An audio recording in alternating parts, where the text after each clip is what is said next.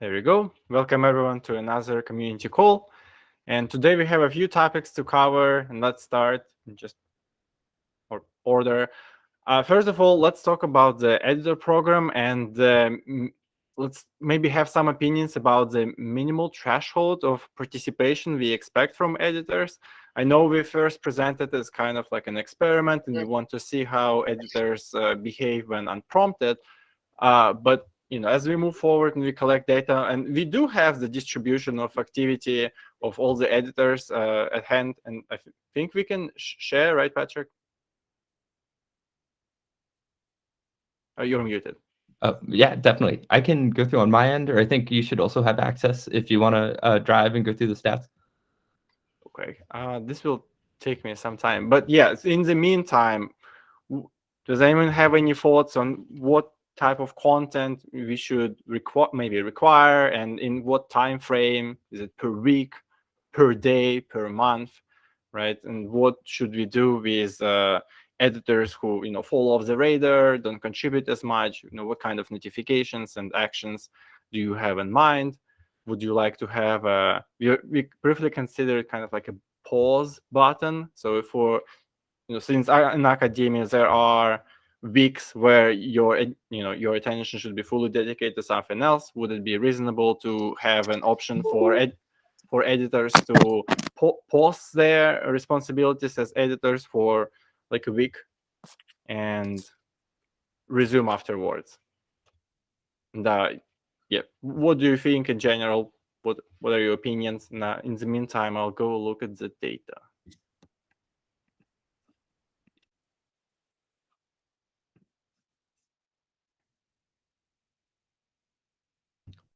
I think just to help set a little more context here too, in theory, like we hired 80 editors, but not all editors are participating like at equal clips. So we have to decide like what is the kind of, where do we draw the line of like, we're going to send emails to people to be like, oh, hey, by the way, like just a reminder, you're part of the editor program. Like, here's your stats so far. Here's what the average is. Just kind of like kind nudges to remind people. So for this call, we should figure out like exactly where we want to draw the line of who gets notified or not, basically. Right, I have the data open, demonstrate the thing.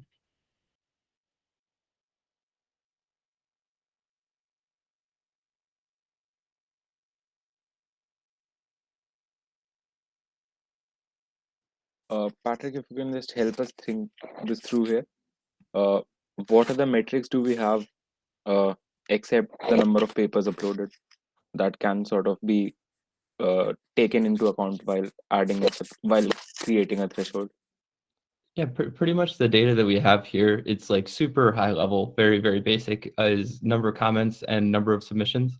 So obviously not all comments are equal, not all submissions are equal, but this is like a very, very basic level of I guess we're about 3 weeks in right now, a little bit less. So like, what's the level of activity we should expect after 3 weeks of the editor program? And anything under that, we'll send nudges to people, just to let them know.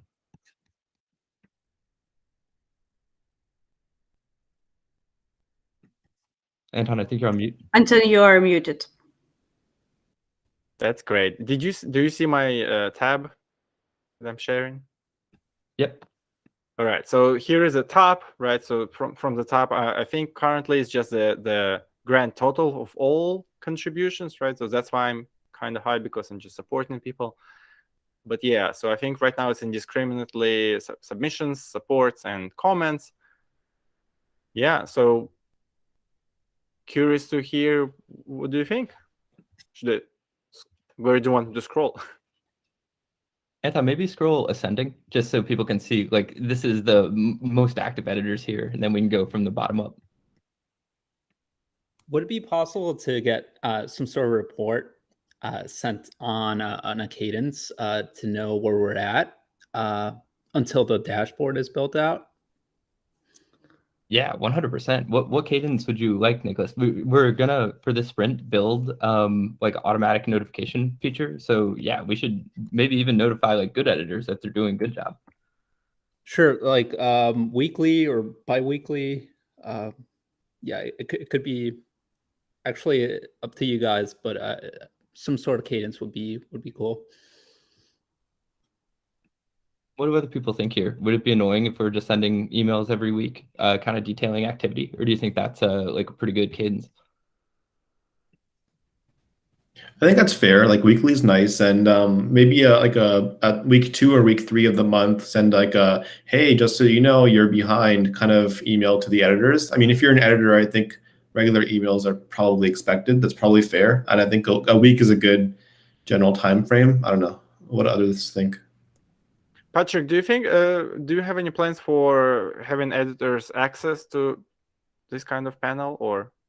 Yep, yeah. So we plan on putting this in the regular leaderboard at some point over the next 2 weeks, so everybody can kind of like see how they're doing by themselves without necessarily needing a nudge. But we can also, I think, like giving people feedback on how they're doing is always good, kind of like Scott said.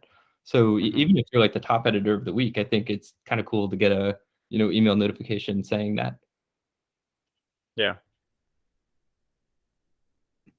Another piece of this too is these are like, again, like very basic metrics. Like eventually we'll be able to look at things like weekly active contributors per hub, like minus the editors. So in theory, like if an editor like has less papers and less comments, but their hubs are growing because they're doing stuff outside of actually posting, like doing events and like outreach and stuff, like we'll have better ways of like actually determining, like contributions to a hub's growth. But this is just very basic, like beginning level. To start the kind of patterns of reaching out to people and helping them like stay up to date. So what do you all think? If we were to decide to select a certain segment or subset of editors to reach out and nudge a little bit, what's the best way to do it? Should we come up with a number of submissions, or maybe bottom quartile or bottom half? What's Is there any like statistics in percentile but what we have now? Because there is like a lot of people with 0 of everything. I'm just wondering how much are those people are of total people who we have. so 12 so far that have 0. Just from last Friday was the last time I counted. So 12 out of the 80. And then there are a decent number after that where it's like a couple posts. So yeah, I think, Anton, maybe we should scroll all the way from the bottom to top just to kind of show everybody like the whole landscape. Well, I was scrolling. Did everyone see that before? Yeah, maybe we can like start with people who just have less than like 2 posts, for example. There are people who have just 1, which seems like one attempt of doing something, but it doesn't really count as regular contribution, I feel like. So maybe people who have 0s and 1s would be the first people to reach out. I feel like this is a twofold discussion, because for now, right, because we didn't formally request any number of articles, maybe perhaps we should also think how many submissions of different kinds we should expect moving forward. So like a reasonable minimal contribution. Or do you think it's unquantifiable? So my gut feeling, and like I don't want to influence anybody's thoughts here, so like take this for like a grain of salt, but I think like if we're 3 weeks in, it's reasonable to ask for 3 papers and 3 comments, because that's like one per week with a good description. So that's where my gut is. Is anybody below like either 3 comments or 3 papers we send a notification to? I was about to say the same thing. Like having at least 1 paper submission per week is definitely reasonable in like a month time span. And of comments, so 1 and 1 definitely. Like I would say the bare minimum to keep it up. And then obviously like everything above that is definitely encouraged. At least for the first month.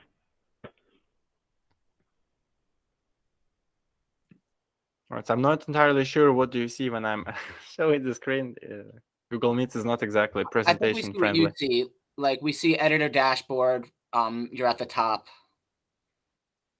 Okay, I'm just trying to take notes at the same time. So 3, you think one one paper and maybe one comment to that paper or to other paper as to start? I would say like one paper has to come with like from the editor with like one comment, maybe like summarizing the paper. That could be like a starting point for a discussion, and then having like a comment that is outside of the paper that has been posted, so that like that fosters a little bit conversation on other papers that are posted in the hub. So one paper plus 2 comments a week. Yeah, I would call it like a must-read comment and a actual comment for another paper. Mm. But yeah, I don't know what you guys think. I think editors including comments with papers they post is definitely productive. I mean, I don't know if it has to be required for every paper, but I prefer it when I see them, and I also do it when I post mine. Mm-hmm. Okay. Yeah, even like a takeaway that could work. If you don't want to do like a summary, maybe just put in like a takeaway, like, hey, it's like these are the 4 main points of the paper, and you do that for every paper that you post, like at least once a week. If you want to post or 2, even you're just not like something required maybe to you do thought that. of, a jumping off talking point, anything. Yeah. Something that shows that you actually, like put your work into that and not just like agreed. straight uploaded that. Yeah. Mm-hmm. So in my experience, so far in the editorial program, the most interaction that I've seen on any post has been when I've posted hypothesis, right? So I've tried this twice. I've posted a hypothesis, and before posting that, I posted like 2 to 3 papers that either supported or rejected it. So the hypothesis then links to those papers, right? So maybe just to get this off the ground and to get more discussions, maybe right now we should not just look at pure quantity of papers, but maybe something like the number of hypotheses, or we can just make it necessary for each editor to post one hypothesis per 2 weeks, which is loosely based on the papers that they've posted over the past 2 weeks, just to facilitate discussion, because that's our main priority right now. I mean, we can automate posting papers, right? So that shouldn't be a priority. A priority should be making more discussions possible. Yeah, so I think it's kind of like conversations here. One's like, what's the best thing that editors should do? And then one's like, what's the minimum stuff, that we need to have checked off in order to notify people.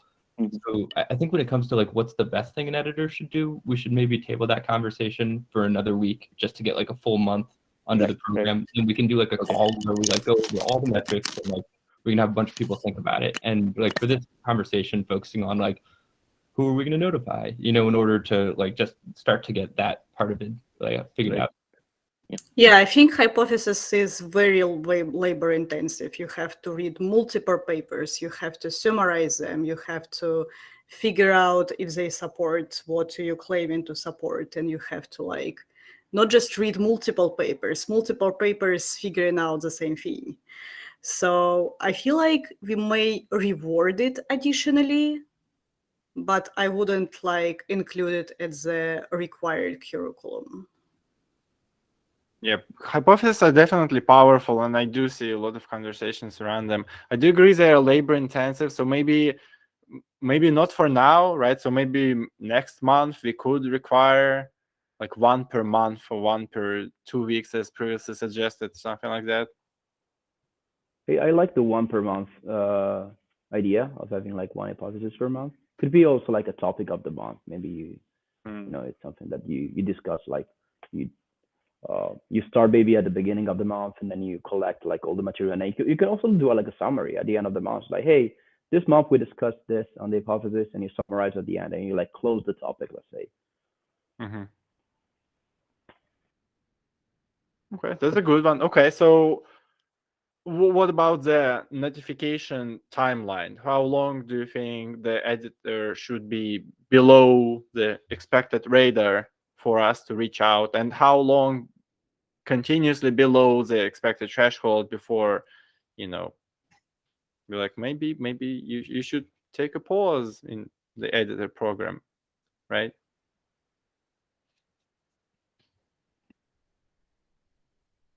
thoughts on that? So to add a little bit of detail here, one of the other features that we plan on building during the next 2 weeks is automating the payouts for editors. So rather than having to like wait until January 31st and then paying everybody all at once, we'll pay on a daily basis. So basically, like we'll check the price at midnight, and every editor will get 1 day's worth of tokens. So that way it's like more consistent. And the way we were thinking about this is like having either weekly or bi-weekly emails where like if somebody did nothing for the week, we would just send them an email being like, hey, here's a warning, like and warning's the wrong term, but just like here's a nudge to participate. And then after like 2 or 3 emails with no activity, we would automatically just remove people from the editor program with taking into account potential pauses, like building in a feature with some kind of pause. But in theory, we'd be paying out no matter what. So even if we hired an editor who never did anything, they would basically get paid for 2 weeks and then be automatically removed, or get paid for 3 weeks and then automatically removed. Something kind of like with that sort of process. Would it be enough to like log in to ResearchHub to be considered as active? Because I'm just trying to think like preventing activity, like yeah, I'm just gonna log in like once a week just to show that I'm present, but like we want to try to avoid that. I don't want to say that is gonna happen, but that could actually happen. Like Yeah, so a way to track like continuity of like logging in for some time. I don't want to say every day, but like yeah. We can definitely do something there. I think it makes sense to like say time to last paper submission or like comment submission, because then even if you log in, like you can upvote and stuff. But we really want editors to like help to build community. So yeah, I think like automatic notifications, obviously for the 12 people who didn't do anything, and then maybe like I think it's reasonable to say like at least 1 paper, 1 comment per week, and give people like a pretty good buffer time of like you get 3 weeks of notification of this before anything like actually happens. Yep.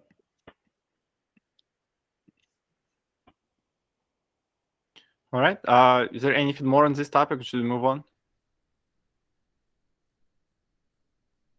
So just to confirm, because I'll send them out tomorrow morning, you all feel good if we nudge anybody who has less than 3 papers and comments, assuming they started on January 1st? We've had a couple of people who just started like the past 2 weeks.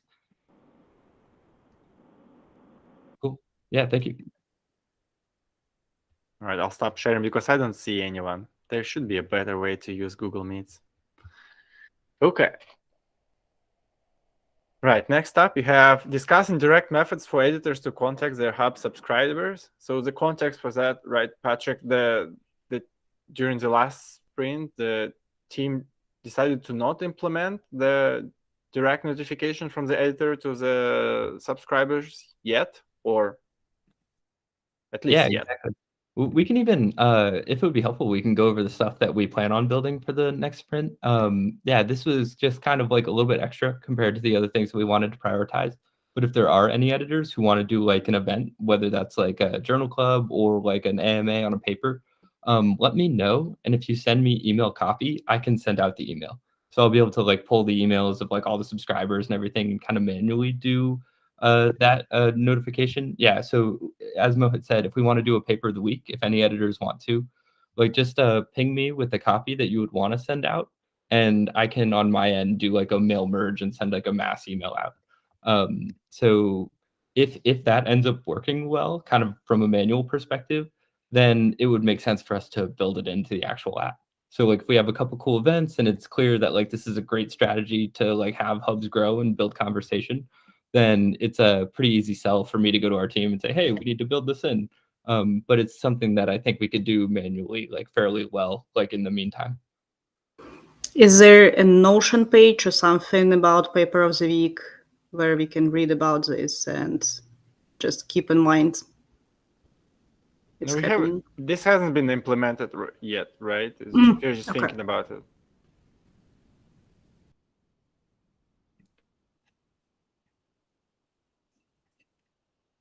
All right, so everyone good with reaching out manually to Patrick to send out mass emails in the meantime?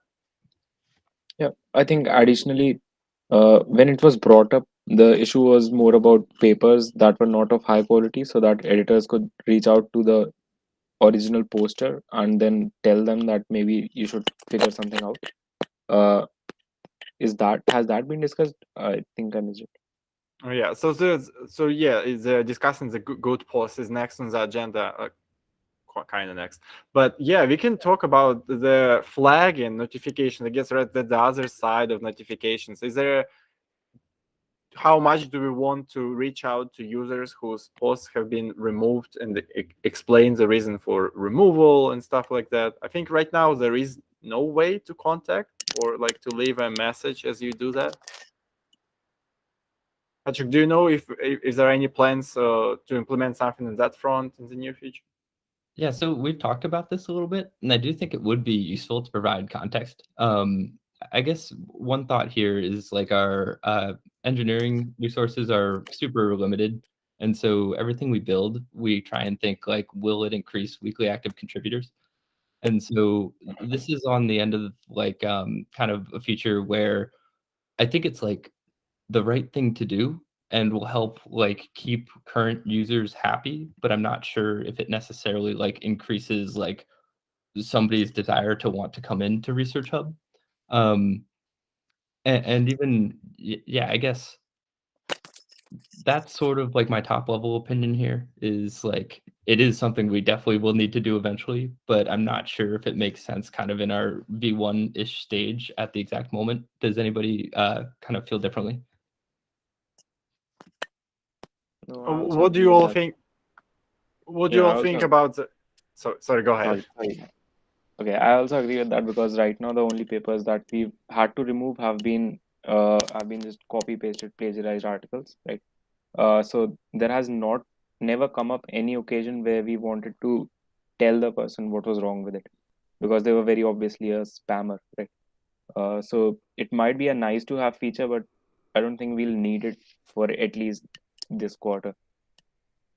Yeah, I'm suggesting an alternate, manual mode kind of solution where if you are to remove an article or post, just leave a comment in there, right? Is it? Do we still store the deleted posts? Is it still like if you have the direct link, can you get to it?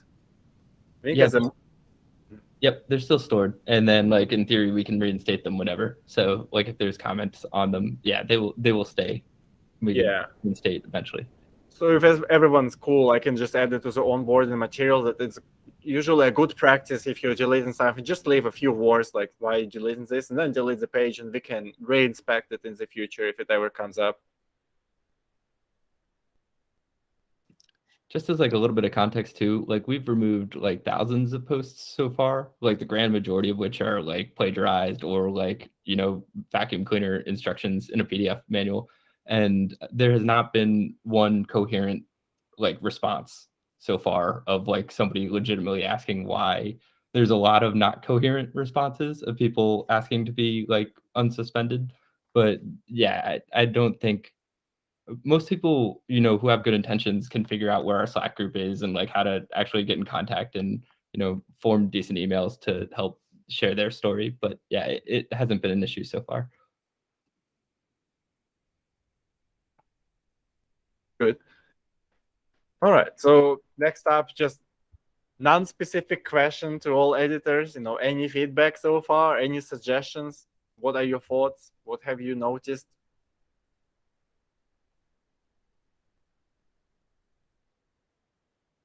So in my case, it's probably because the hub is new, and I still have to, think a little bit on like how to guide that, like the papers or how many comments to make and so on. But it has been difficult to get new people in the hub, and I want to test if like more aggressive, let's say, paper posting could help that.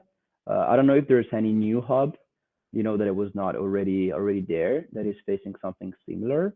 If it's only because the hub is new or the topic is a little bit too narrow. So yeah, I also want to know like your opinion, like people maybe from larger hubs. Also like regarding the hypothesis, there's many things that that I would like to discuss, and many things where, I mean, some papers where could be interesting to have AMA, but I think that would be easier maybe in like larger hubs. So like in my case, for example, that's something that I would like to do, but I'm waiting my, for my hub to become that large to be able to actually like implement one of these things. So yeah, I would like to hear your opinion from, maybe editors from bigger hubs, like 100 plus people.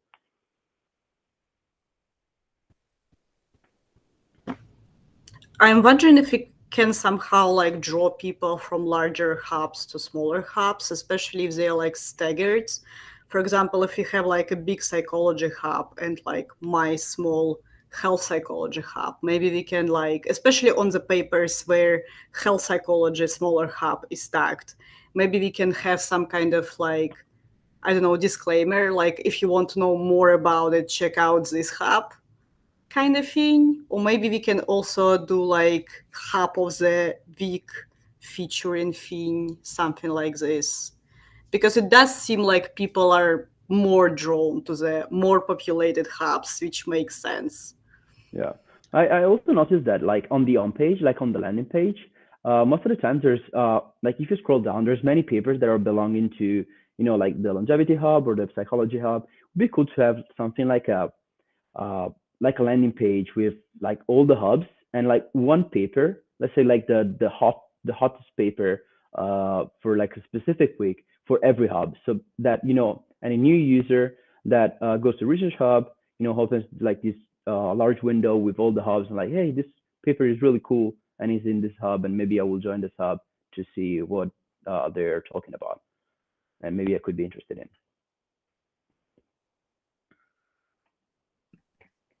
That's an interesting idea, right? So that kind of be a title paper of the week, kind of. Yeah, something to highlight also like smaller hubs that is more difficult to get their papers on the main page, so that you have to really scroll down to look for some of them.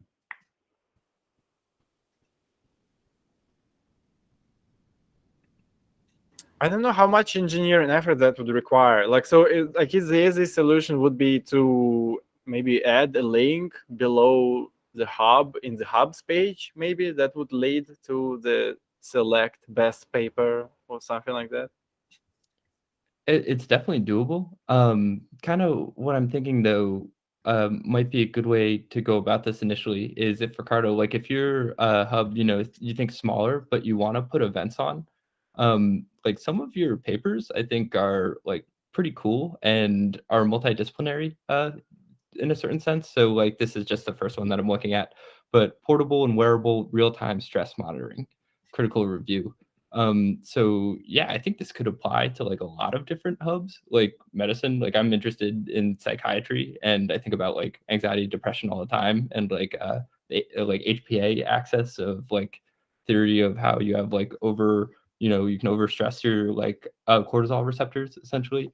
So I'm thinking if you wanted to do an AMA and invite an author to like come respond to their paper, I would just post it in the community channel and say, hey, I really love this paper. Like I want to host an AMA on this paper. Can everybody read it and ask some questions before I like send it off to like an author?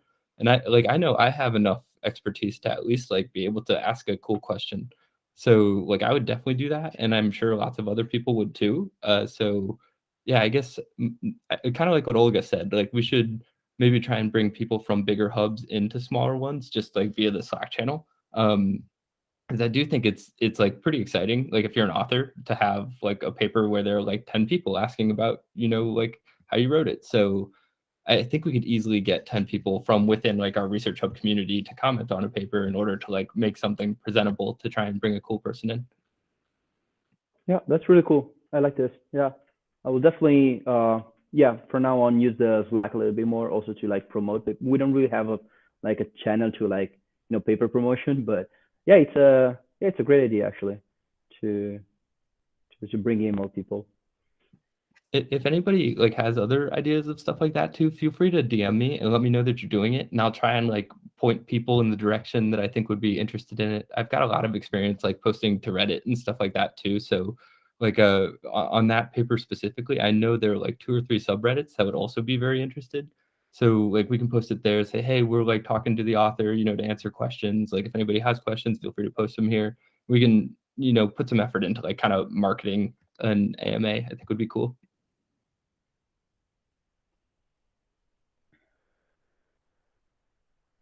Patrick, how are you envisioning the AMA? Like, how would that be? Like similar to the one that you already have in the YouTube channel, like where you invite like an author and you just ask questions. It's gonna be like online. It's gonna be like asynchronous. How do you? Yeah, that's something that I also wanted to ask. Like, how do we think to actually implement the AMA? Yeah, so it's funny doing those AMAs that are on YouTube. Well, they were very fun and helped to build community. But one thing which is kind of funny is like people just asked questions in the Google Chat or Google Meets link rather than on ResearchHub. So they weren't the most effective for actually like getting people to ResearchHub. It was almost more like a just like brand awareness type of advertisement. So I think the best way to do it would be an asynchronous one hosted through like the website, where like maybe questions are solicited beforehand and then the author responds to those questions on ResearchHub. And like if like you wanted to do a video afterwards, I think that would be cool and helpful. But I think the most helpful thing is having the author like on the ResearchHub page answering questions. And then like a video would be like secondary to that first piece of having the author actually on the page. Yeah, so it's we can kind of bootstrap the attendance, or not attendance, the popularity of the article, right? If you would let us know ahead of time that from 4 p.m. to 8 p.m. EST or something, that the author will hang out around their paper on ResearchHub and they will try to answer whatever questions people post, then we can centralize our efforts and kind of raid this particular paper during that time and start posting comments and talking with each other and with the author. Could be fun. Yeah, some of the early ones I did, I just made like 5 screen names and asked a question from different screen names before I sent it to the author. So I think there's ways to get your hands dirty and like make things feel appealing. I think they're decently big for a centralized hangout like that, and being from independent people to posting questions. I have faith in our engagement. Hi, I don't have a webcam, but maybe I guess maybe something I can add in is also that would be interesting maybe to authors joining such an AMA is that instead of only discussing the theory, something that I haven't seen on other platforms yet is actually having a deep dive in the experimental details of papers. So I think it's depending on different fields, but for instance, in machine learning, there's always certain tricks you can do with the code. And this is something I see a lot of like YouTube channels and podcasts inviting the authors already where they talk about stuff. But I think something that could be attractive to authors is specifically to maybe have a deep dive at experimentation results, how they set it up, and maybe how the code works or how they did experiments and tests. Yeah, it's a great idea. I mean, that sounds like an awesome YouTube video. Like it provides a lot of context to a paper in and of itself. So yeah, I think that's a great idea. Yeah, and I'm thinking actually like this is something especially like from a more computer science perspective where ResearchHub could be really attractive, and maybe also for other fields is like if it's like a programmable paper in the future somehow steering into that direction, that could be like a very strong approach to make it also more attractive to authors who probably have many offers to do an AMA somewhere. Yeah, totally. We're working on making like content publishable from our ELN also within the next 2 weeks. And I think Thomas has like a V1 version of Jupyter Notebook enabled or to allow people to run code through the like stuff they publish on ResearchHub. So yeah, I think over time having like programmable research papers is definitely something that we're aiming to achieve. So it sounds like a good idea to me.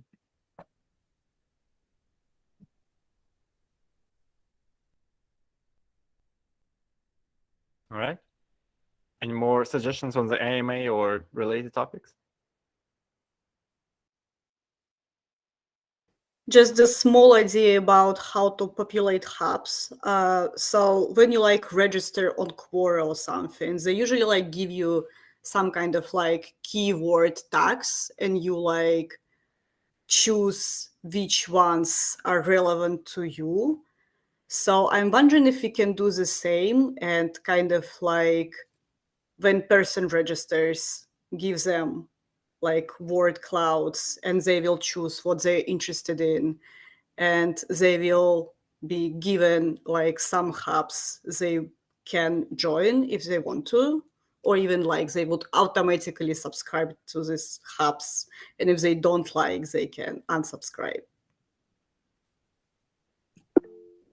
I think we have like a onboarding module for new users right now that has something kind of similar to that, where like the hubs like show up and you can pick which ones you're most interested in. I don't think it's like bugless though. Like I think there's some issues with it. So it might be a decent like community call topic to like run through the onboarding and Yeah. talk about how to improve it.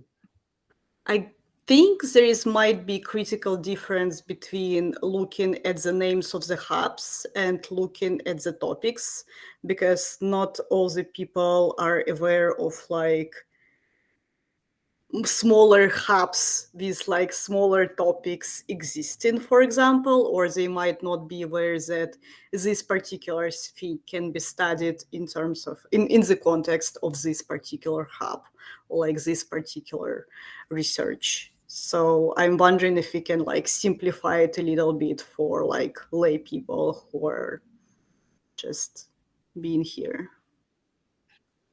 Yeah, it's a great point. I mean, I think Anton, for our next community call, it'd be cool to run through the onboarding and try and like potentially improve it. I can also, we have this thing called Hotjar, which lets us see how people basically their behavior on the website on certain landing pages.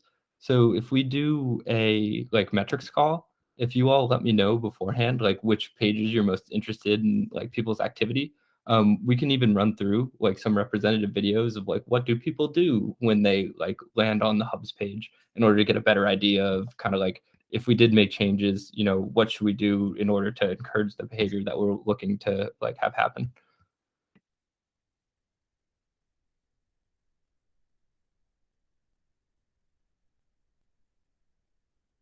All right. Let's move on maybe to the next topic, or Can I ask something real quick? Sorry. Mm-hmm. I know I usually don't talk, and if you can hear my girl in the background, apologies.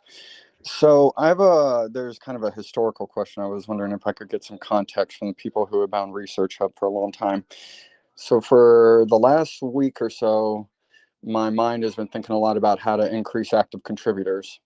And the idea I've been thinking about is, to my knowledge, a upvote or downvote counts as an active contribution.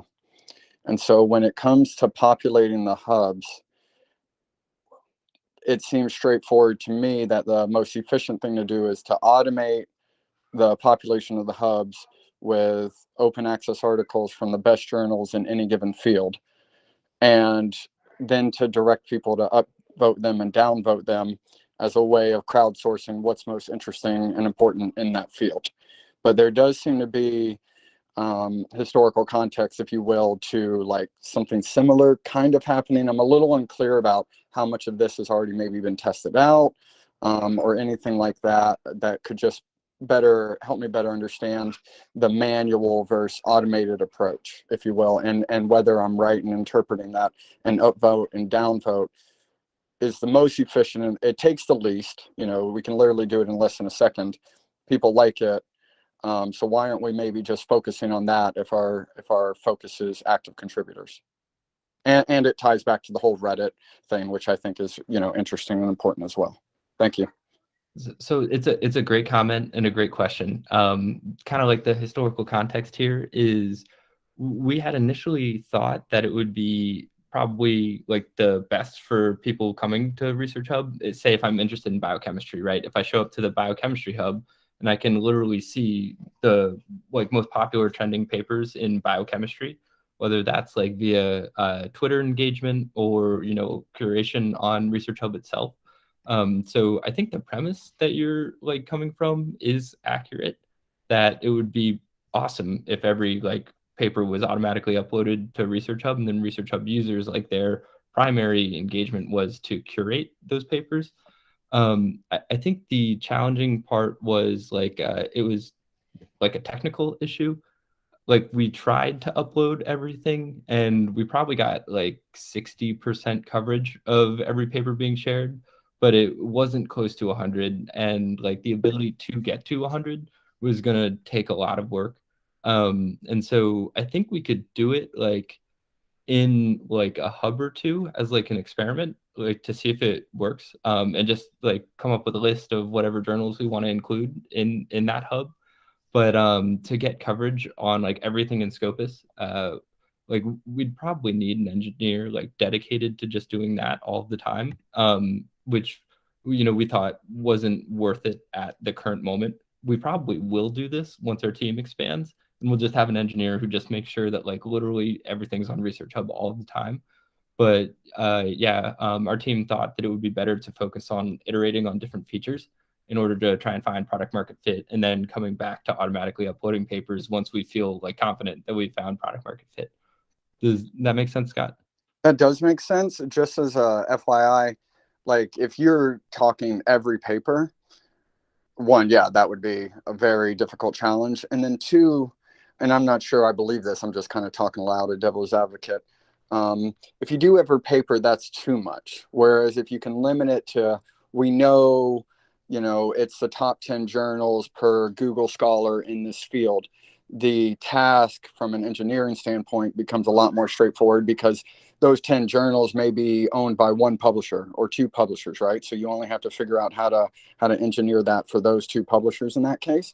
So just like limiting it, and then also going back to the quality. Like we know there's all kinds of quality problems across the fields, and the best kind of heuristic we have, for better or worse right now, is whether a journal, its citations. And so just focus on whatever's appropriate for the field, whether it's top 10 or top 20, because, in some fields, top 10 will be 1,000 articles, in some fields, top 10 will be 100 articles.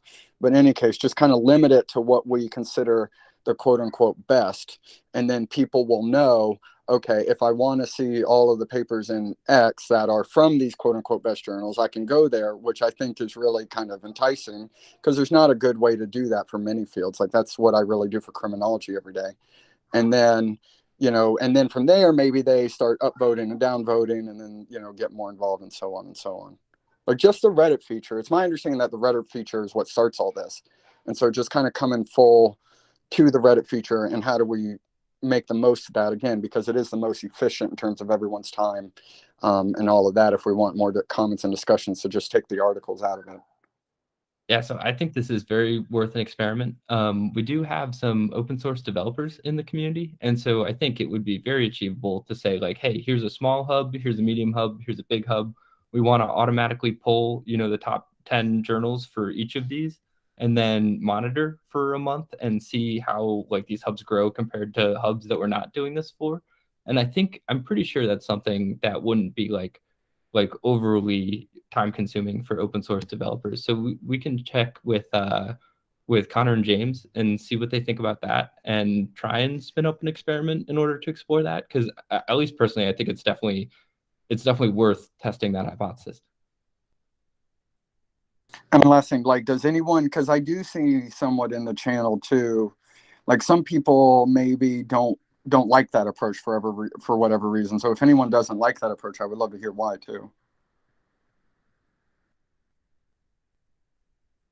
So Anton, do you have a response to that? Yeah, no, it's not that I don't like the approach. I think it's a good idea for the future. It's more just like an advocacy for like hand selected papers, I think, because I think just like at the moment, probably. Also, one thing that I would mention is also like the expectance to the paper postings. If it requires a summary or something, maybe a solution to this problem would be to also propose a way of nudging the editors to maybe have an overview of these journals at the moment, and just maybe spam posts. They don't have to really summarize every paper, but just rather provide papers to the platform so people can see them. and then selectively for the ones that they actually understand and know about, that then they add the additional value in the comment section. Because I think there's obviously very cool papers that don't make it to the top venues, and I know that you're not excluding this, but I think it's just an advocacy for, I think probably a very quick solution is to just say, okay, editors can actually spam post a bit the bigger known ones, and then the ones that they actually find very interesting or one can actually add value to, that they can then contribute more. Yeah, I think it's a great point. And we're definitely still in the learning stages of figuring out what works the best. So even spam posting, might be pretty effective. I know we have an editor, Mohammed, who was spam posting a lot of cancer papers, which I personally loved and learned a lot from. So yeah, I think it's still very open-minded on what actually brings in the most users. And I guess, Scott, if you felt comfortable with this, it would be awesome if you got in touch with James and Connor and kind of pitched this idea, maybe in the open source dev Slack channel, just to see if they were interested in helping to build something like that.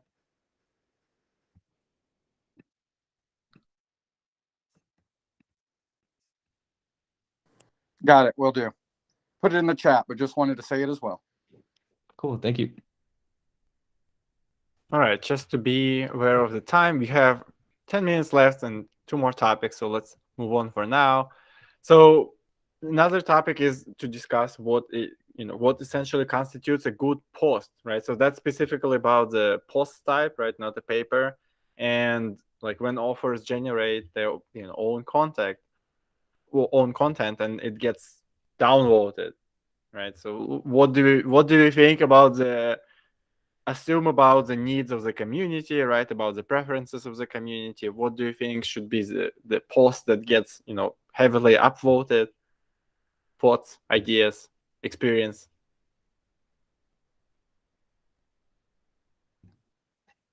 Yeah, so just to add some color from my own perspective here, a lot of times when I look at the ResearchHub homepage, I think about if I was a random scientist coming to this website, are the titles here something that would make me want to see more? And so I know that in that chat in the community channel, Paul was comparing his posts to, I think, Clay's. And even Clay's, I think, isn't the most professional title, but it kind of looked a little bit more like an academic article. It was the study of ponzonomics or something like that, versus I think Paul's title was BTFD. So yeah, just thinking when I see the economics of ponzonomics versus a post titled BTFD, one of them seems more academic. I think both of them do not seem academic enough from my personal perspective. But yeah, I think that's probably what happened. Does anybody else feel similarly? Yeah, I felt the same. So yeah, I mirror basically what he said. It's an interesting problem, right? Because we also want the editorialized titles that the regular people can understand, but we also want them to feel scientific. Yeah, I feel like the main focus should still be to look, let's say, scientific to the public. But if you can make it in a way that is also, let's say, understandable, that's even better. But yeah, I think that the primary focus should be to anybody getting into the platform should feel like this is a research hub. Exactly. Yeah, I totally agree. And just to kind of second comment that Satvik made last week about who's our audience in theory, if we want papers to be easily read by lay people, we kind of need at least semi-experts in order to do that work of translating from technical speak into layperson speak. So I think our primary audience for ResearchHub right now, we should be trying to attract basically people like the editor program, people who are academics first and have a bunch of other interests. But we need those people creating the content in order to have people who can actually write human readable titles. So yeah, I think short term we should be trying to err towards being too academic, so that way long term we'll have the content creators to make summaries that are aimed at the average person.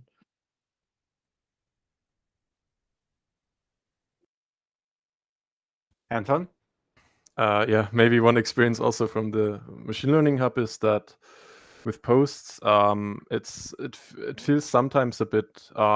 There's sometimes great questions in a post, but it's hard to give a good scientific answer. So it takes a lot of energy. And I feel like as a user who just who's not in the editor program especially, and then just like has his free time and scrolls through ResearchHub or wants to have some good resources, there should be definitely we talked plenty of times about bounty stuff and rewards.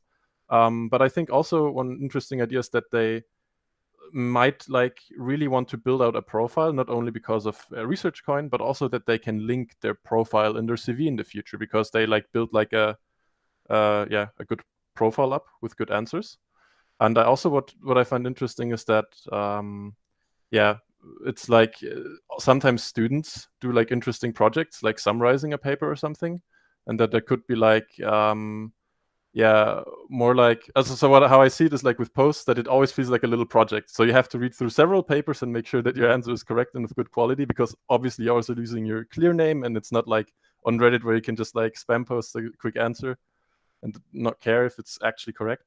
So I feel with posts, I would actually be more okay if it's rather asynchronous and they just lay there, and then But from my experience, so maybe the reason why I'm saying is it feels a bit hard right now with posts to have actual engagement that doesn't feel forced or too it just takes a lot of energy to have engagement in these very scientific conversations. Yeah, so this is a little bit off topic from what you brought up, Anton, but I think very, very relevant is one thing we've noticed is it's hard to leave a comment on ResearchHub compared to Reddit. Like you said, you can be anonymous on Reddit. It's kind of a more casual expectation. There's potential professional consequences here, where maybe you are trying to build up a cool resume. So yeah, thinking about ways to make it easier for people to comment. I'm not sure what the answer there is. Some people have discussed an experts comment section versus a non-experts comment section or something like that. But yeah, I think one pretty real problem that we face is people won't want to comment unless they're 100% sure what they're talking about, and it'll kind of limit the ease of contributing to ResearchHub. Yeah, I exactly. Satvik, I saw you had a hand raised. Yeah, but it was not related to Anton. It was kind of different. One guideline that we can possibly have for while creating posts, right? So it might not be a strict guideline. We can just maybe nudge people to cite a lot of papers, as many papers as possible inside a post, right? And that way, that serves two purposes. One is that we'll have sort of a funnel towards papers, right? And the semi-expert thing that Patrick was talking about, maybe they can summarize a few papers into something actionable or more tangible than papers in a vacuum, right? So maybe posts could function as sort of a nice funnel towards papers, and we can make it we can kind of make it necessary to have a few citations. Yeah, so it's kind of like a one-page review instead of a random post. Right. Not a review, more like an analysis of multiple papers that approach the same thing from different tangents. Mm-hmm.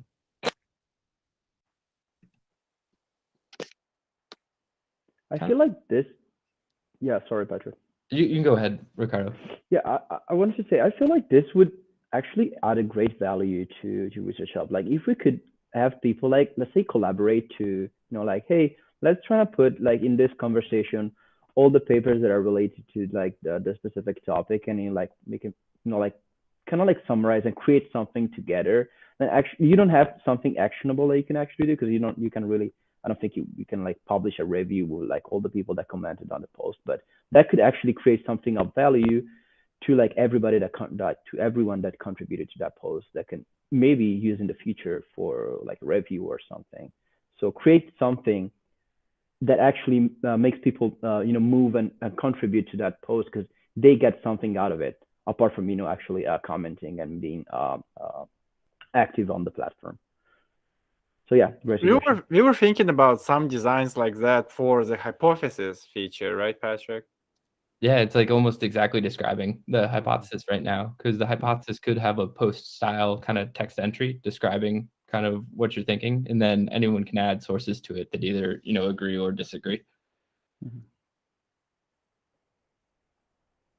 Maybe we can have a Slack channel. Maybe we can have a Slack channel dedicated to people who want to collaborate. They can put up these requests, and other editors maybe can reach out to them for creating these posts. Yeah, maybe we can like add something like systematic review feature with the hypothesis feature. It should be pretty easy. It's just half of the hypothesis feature. So we just gonna do the kind of like summary instead of the hypothesis. Yeah. To address both, so Satvik, we're a little cautious about creating too many Slack channels just to not overload the user, but I think it's a great idea. I'll think how to maybe implement it best. Yes, there should be a looking for group kind of functionality in our community for that. And yeah, Olga, I think that the revised, I don't know, Patrick, how soon do you think the new revised hypothesis version will be pushed into production? So I think we have something on it for this sprint. Let me look right now just to make sure. Yeah, so we don't have anything this sprint. So what we could do is, in theory, like hold a call to collect feedback on the hypothesis, and then I can present it during our next team sync in 2 weeks. And I think we'll probably go back to focusing on the hypothesis feature after this sprint. So it would make sense to have some like feedback ready to act on in theory. And then I also I kind of like this idea of a needs help channel. It reminds me of like what Ricardo was saying. We're like, hey, we want to do an AMA. Like, we need your help to comment on this stuff. Yeah. So, Anton, you and I can sync and figure out how to best do this, because I do think having like a rallying point of like, hey, we need everybody to chip in on this would be cool and useful. Okay, so one last topic that just let's a few moments to discuss and let's conclude. So Satvik thought about maybe introducing some other fields that like obligatory fields you need to fill when you submit a paper.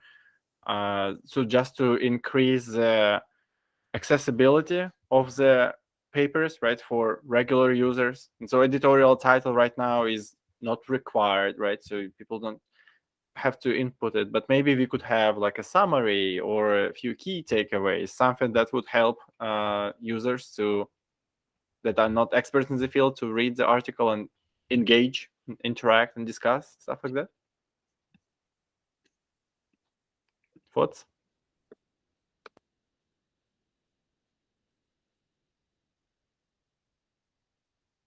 Would it be doable? Would you stop posting if you introduced more that were required, or would you be like, okay, I guess? Right. We might not make them mandatory, but still, it would be a very. It could be a nudge that okay, your paper would be much more valuable if you add a few comments to it, if you start a discussion, or if you post a handful of papers that are relevant to it as a comment. So, sort of as an additional reading list, you can provide. So you're thinking more of a comment section. So it's not going to be obligatory or required field that you can't post the paper without, but more like what we suggest the editors do as a guideline. Yes, sort of as an onboarding material, because if you can't make it obligatory at this stage, especially when we are also considering spam posting and other options to increase engagement. Yeah, okay. So that's definitely on our radar, and with the bounties and the key takeaways, I think between those we will definitely try to rally the editors, maybe as a as an extra task to go and create content for non-academics and kind of digest the papers so they are more accessible by people not in the field.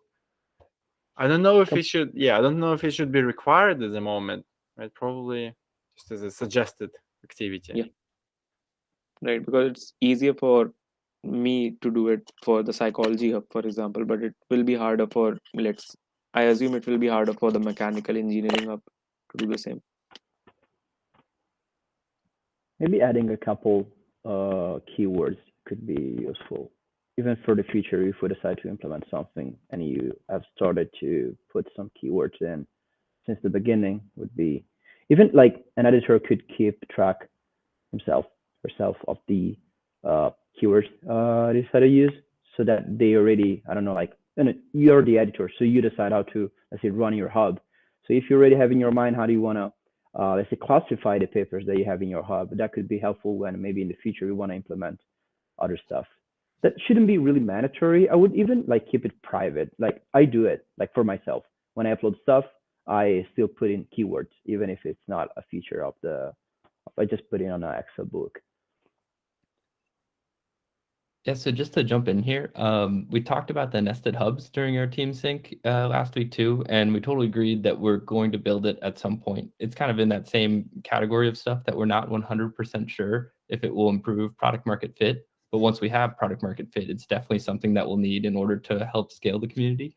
And part of this nested hubs would be keywords. So like you could, like in theory, look at a paper about like, say like JackStat, across like many different like potential hubs. So yeah, totally. We will end up building something around keywords. Before we jump off, one thought that I had is maybe 6 months ago, we had a feature for key takeaways. So like when you submitted a paper, rather than having to leave like a paragraph format, you could just do a bullet point of like, here's what this paper is about, like 3 bullet points.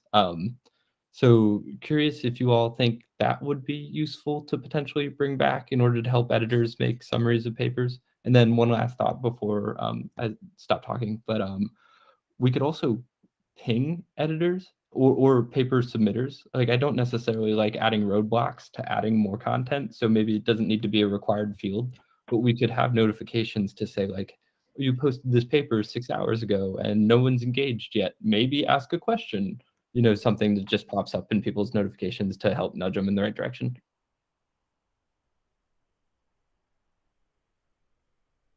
Yeah, I like the takeaways. Like if it's like as severe takeaways, yeah, that could definitely help. So yeah.